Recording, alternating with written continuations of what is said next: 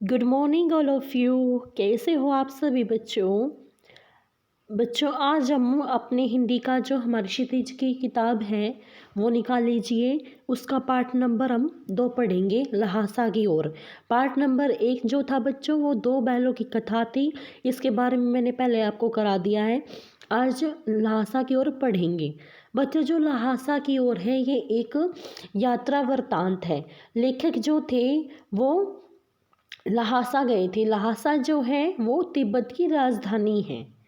और ये जो लिखा था ये राहुल सांस्कृताई ने यानी लेखक ने। इनका जन्म यूपी में हुआ था 1893 में और 1930 में ये श्रीलंका जाकर इन्होंने बौद्ध धर्म ग्रहण कर लिया था। यानी जो लेखक थे वो बौद्ध धर्म से इतने प्रभावित हो गए थे कि इन्होंने अपना धर्म छोड़कर बौद्ध धर्म को अपना लिया था। और लेखक ने बहुत सारे उपन्यास, यात्रा वृत्तांत लिखे थे। यात्रा वृत्तांत होती है बच्चों जब लेखक ने स्वयं यात्राएं जो की हैं हर जगह, चाहे वो श्रीलंका हुई या फिर वो तिब्बत हुई, तो उन यात्राओं में अपने जो अनुभव वहाँ पर लिए और जो स्थितियाँ थी उन सब के बारे में इन्होंने बताया है। तो लेखक ने तिब्बत जाने की सोची और वो बौद्ध धर्म से प्रभावित थे। लेकिन उस समय 1930 में जब वो जाने लगे तो भारत जो था वो गुलाम देश था, यानी अंग्रेजों का भी शासन था। 1947 में हमारा भारत देश आज़ाद हुआ था बच्चों। तो इसमें क्या हो गया था कि जब 1930 में वे जाने वाले थे तो वहाँ पर जो तिब्बत में है भारतीयों को जाने की परमिशन नहीं थी, आज्ञा नहीं थी। तो लेखक ने वहाँ जाने के लिए छंदम वेश अपनाया। छंदम वेश होता है बच्चों जब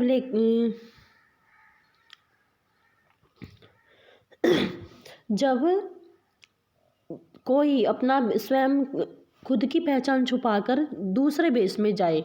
मान लो कि अगर कोई फॉर एग्जाम्पल जैसे कि एक पुलिस वाला है, उसे किसी अपराधी को पकड़ना है तो क्या करेगा, अपना पुलिस का वेश छोड़कर उस अपराधी को ढूंढने के लिए या तो भिखारी बनकर जाएगा या फिर वो डॉक्टर बनकर जाएगा या फिर वो डाकू बनकर जाएगा। यानी कुछ ना कुछ वेश अपनाना, अपनी खुद की स्वयं की असली पहचान को छुपाकर नकली रूप धारण करना एक तरीके से। तो इसी तरह जो लेखक थे वो अपने दोस्त सुमति के साथ गए थे और अपनी पहचान छुपाकर वे एक भिखमंगे की यानी भिखारी के वेश में वहाँ पर गए थे। क्योंकि जो लेखक थे वो बौद्ध धर्म से प्रभावित थे और वो बौद्ध धर्म के बारे में जानना चाहते थे। और हिमालय की बर्फ़ की जो चोटियाँ थी उस समय का जो नज़ारा था वो देखने योग्य था। जो तिब्बत था वो बहुत ही खुले विचारों का था। उस समय जो है किसी भी प्रकार की ना ही जाति प्रथा थी, ना ही छुआछूत था, ना ही पर्दा प्रथा थी। यानी खुले विचारों की तिब्बत समाज था वहाँ पर।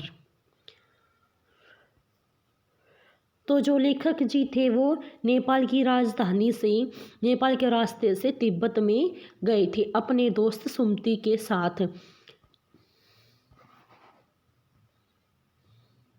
नेपाल के रास्ते से जो लहासा है बच्चों वो तिब्बत की राजधानी है। और जब वो तिब्बत गए तो वहाँ पर उन्होंने रास्ते में चाय पी एक घर में। तो वहाँ पर जो हमारी चाय से थोड़ी सी अलग होती है बच्चों तिब्बती चाय। उस चाय में दूध की जगह नमक, सोडा, मक्खन मिलता है। और श्रीलंका में ये भी वहाँ पर शंका अगर किसी को है तो चाय में तो वो खुद जाकर भी घर पे उस घर में बना सकता है या फिर वहाँ की बहू और सास को भी कह सकता है चाय बनाने के लिए। कोई भी रोक टोक वहाँ पर नहीं होती थी। तो जब लेखक और वो एक स्थान पर ठहरे उन्होंने वहाँ पर चाय का आनंद लिया। फिर वो धीरे धीरे जाने लगे। फिर वो डांडा पहुँचे, दोनों के दोनों डांडा पहुँचे।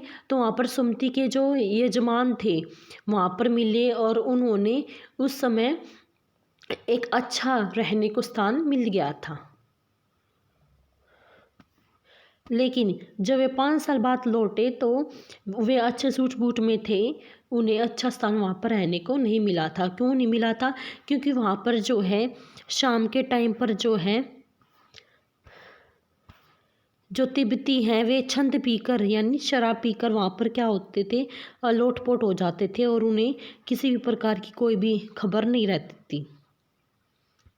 तो लेखक ने तिब्बत जा कर वहाँ की बारे में बताया है, जैसे कि चीनी किले से जब हम चलने लगे तो एक आदमी राहदारी मांगने लगा। हमने वह दोनों चिट्ठियाँ उसे दे दी। शायद उसी दिन हम डोंडला के पहले के आखिरी गांव में पहुंच गए।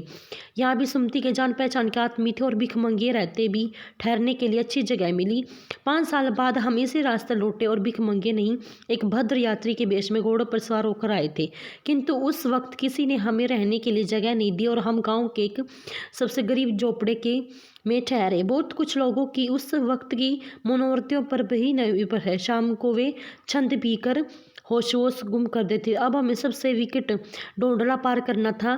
डांडे तिब्बत में खतरे की जगह है। 16-17 फीट की ऊंचाई होने के कारण उन के दोनों तरफ मीलों तक कोई गांव गीवार नहीं होते। यानी क्या था कि जो लेखक था उसे डोंडला पहुंचना था।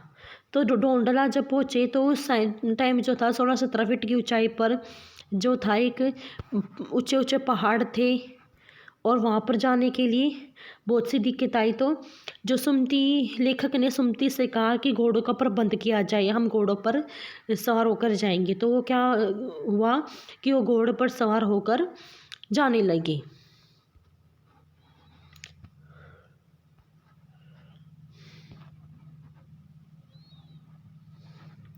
और उन्होंने क्या हुआ कि उस समय बच्चों जो हिमालय की चोटियाँ आती है पूरी तरह से बर्फ़ से ढकी थी।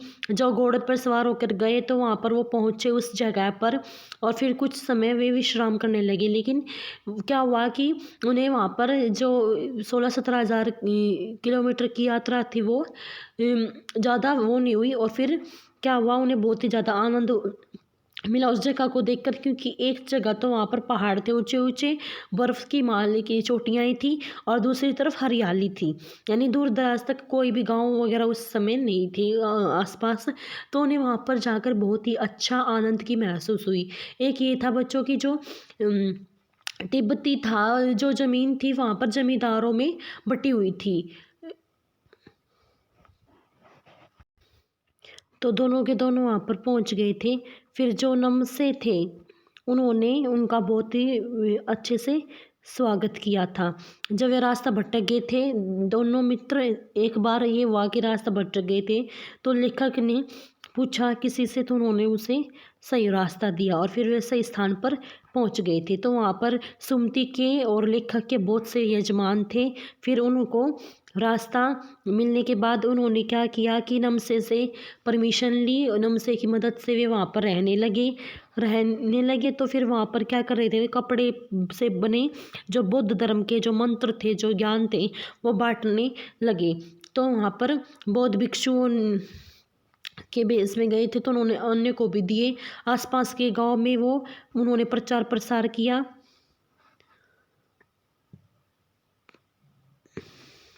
अब हम टिहरी के विशाल मैदान में थे जो पहाड़ों से घिरा हुआ था। यानी वो टिहरी पहुँचे थे लेखक और सुमति। फिर उन्होंने वहाँ पर अपने यजमान से मिले, बौद्ध मंत्र बांट कर। फिर जो बौद्ध मंत्र थे बच्चों जो उस पर लिखे जाते थे वो एक पॉजिटिव एनर्जी देते थे। तो फिर वो लासा की ओर वापस चलने का उन्होंने क्या किया था, फैसला कर लिया था। फिर वो नमसे की परमिशन लेकर जब वो लाइब्रेरी में पढ़ने लगे, लेखक ने कहा कि आप क्या करो, आप पहले इन जो नमसे ने उन्हें वहाँ पर पुस्तकालय दिखाया तो 103 पुस्तक वहाँ पर रखी थी बौद्ध धर्म की। तो लेखक इन्हें पढ़ना चाह रहा था लेकिन वो लासा जाना चाह रहा था। तो उसने सोचा कि क्यों ना मैं अपने मित्र को सुमति को ये बोल दूँ कि तुम इन मंत्रों को आसपास के गांव में बांटाओ, तब तक मैं इन किताबों को पढ़ लूँगा। तो उसने ऐसा ही किया। लेखक ने उसने अपने मित्र सुमति से कहा कि आप ऐसा कीजिए कि आप ये जो मंत्र जो हैं इनको आप दे आइए आसपास के गाँव में, मैं यहाँ पर आपका इंतज़ार कर लूँगा। फिर कुछ दिन तक लेखक वहाँ पर सारी किताबों को पढ़ने लगा। उसने बौद्ध धर्म के ज्ञान के बारे में जाना, नई नई जानकारी लेखक ने ली और उसे बहुत अच्छा महसूस हुआ। बौद्ध धर्म का पूरा वो प्रचार प्रसार किया। जब उसका मित्र सुमति वहाँ पर लौट कर आया तो फिर उन दोनों ने वापस जाने की आज्ञा ली नमसे से, और फिर वे दोनों वापस घर की ओर प्रस्थान हो गए। तो बच्चों आज का पाठ लहासा की, और इसमें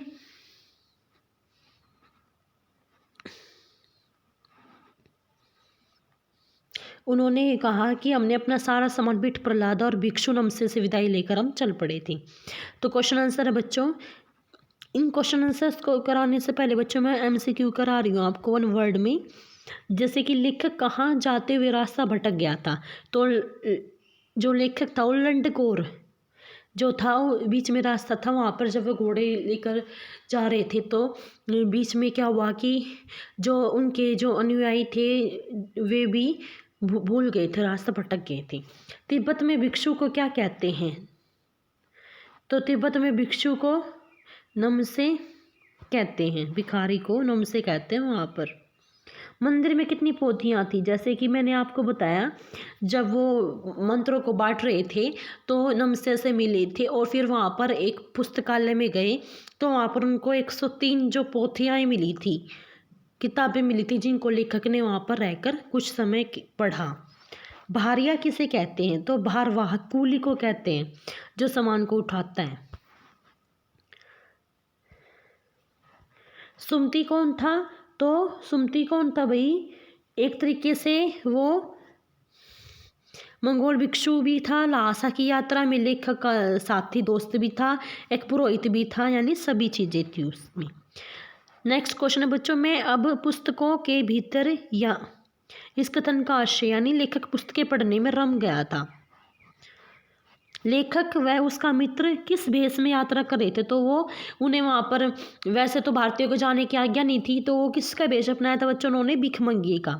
फिर तिब्बत लोग टोंटीदार बर्तन को क्या कहते हैं, खोटी कहते हैं। अब देख लेते क्वेश्चन आंसर्स कि डोडला के पहले के आखिरी गांव पहुंचने पर भिखमंगे के वेश में होने के बावजूद लेखक को ठहरने के लिए उचित स्थान मिला, जबकि दूसरी यात्रा के समय भद्रवेश भी उन्हें उचित स्थान नहीं दिला सका। क्यों नहीं दिला सका, क्योंकि वहाँ पर जो था शाम के टाइम पर जो है वे छंद पीकर वहाँ पर लीन हो जाते थे। जो तिब्बती लोग थे उन्हें ये नहीं पता होता था कि क्या चीज़ सही है और क्या गलत है, इसलिए उन्हें अच्छा स्थान नहीं मिल पाया था। नेक्स्ट क्वेश्चन, उस समय के तिब्बत में हथियार का कानून न रहने के कारण यात्रियों को किस प्रकार का भय बना रहता था। वहाँ पर जो था डाकू वगैरह रहते थे आसपास, तो डाकुओं से वे डरते थे। तो क्या हो गया कि जब कहीं उन्हें डाकू दिखता तो वो अपनी जो टोपियाँ थे उस सिर की टोपी उतार कर भीख मांगने लग जाते, उन्हें ये लगता कि ये भिखारी हैं। तीसरा क्वेश्चन बच्चों, लेखक लंडकोर के मार्ग में अपने साथियों से किस कारण पिछड़ गया, क्योंकि वो एक उसका जो घोड़ा था लेखक का वो धीरे धीरे चल रहा था। तो स्थिति ये हुई थी कि जब दोनों मित्र साथ चल रहे थे, सुमति भी लेखक भी, लेकिन जब बीच में उनका घोड़ा जो था लेखक का वो सुस्त हो गया था, तो उसे लगा कि ठंड के कारण शायद ये घोड़ा सुस्त हो गया, तो इसको ज़्यादा नहीं कहूँ। तो जब वे लंडकोर के रास्ते पर जा रहे थे तो सुमति तो आगे पहुंच गया था, लेकिन जब सुमति ने पीछे मुड़कर देखा कि भाई आसपास जो उसके साथी थे वो भी नहीं और लेखक भी नहीं है, फिर वो कुछ समय के लिए उन्होंने वहाँ पर ठहर कर अपने दोस्त का सुमति ने लेखक का इंतज़ार किया। और जब वो किसी एक से उन्होंने सही रास्ता पूछा कि भाई मैं यहाँ पर वहाँ पर लंडकोर जाने का रास्ता क्या है, तब एक वहाँ के तिब्बती ने उन्हें सही रास्ता बताया और फिर वे अपने दोस्त के पास मिले और फिर दोनों के दोनों सही जगह पर जाने लगे। तो जो लेखक था उसने सारी की सारी कहानी बताई और अपने जो घोड़े को दोषी ठहराया, कहा कि मित्र मेरी कोई गलती नहीं है, ये घोड़े की वजह से ही मैं इतना लेट हो गया हूँ। नेक्स्ट क्वेश्चन, लेखक ने शेखर बिहार में सुमति को उनके यजमानों के पास जाने से रोका, परंतु दूसरी बार रोकने का प्रयास क्यों नहीं किया। लेखक ने शिखर बिहार जो जब वो गए थे तो उन्होंने इसलिए नहीं रोका था क्योंकि वो वहाँ पर वो बांट रहे थे एक दूसरे को। पहली बार तो रोक लिया था लेकिन दूसरी बार इसलिए नहीं रोका क्योंकि उसको वहाँ पर पुस्तकें मिल गई थी, फिर वो क्या करने लगा था, वहाँ पर पढ़ने लगा था। अपनी यात्रा के दौरान लेखक को किन कठिनाइयों का सामना करना पड़ा? तो सबसे पहले तो जब वो भिखारी बनकर गए थे तो उस समय जैसा डाकू मिले बीच में, फिर रास्ते में कठिनाई हुई जानने में, फिर वहाँ पर जो उनके परिजन थे उनको देखकर ही, फिर जो रास्ता था वो 15-16 हज़ार किलोमीटर ऊंचा था तो वहाँ पर जाने के लिए घोड़ों का प्रबंध करना पड़ा।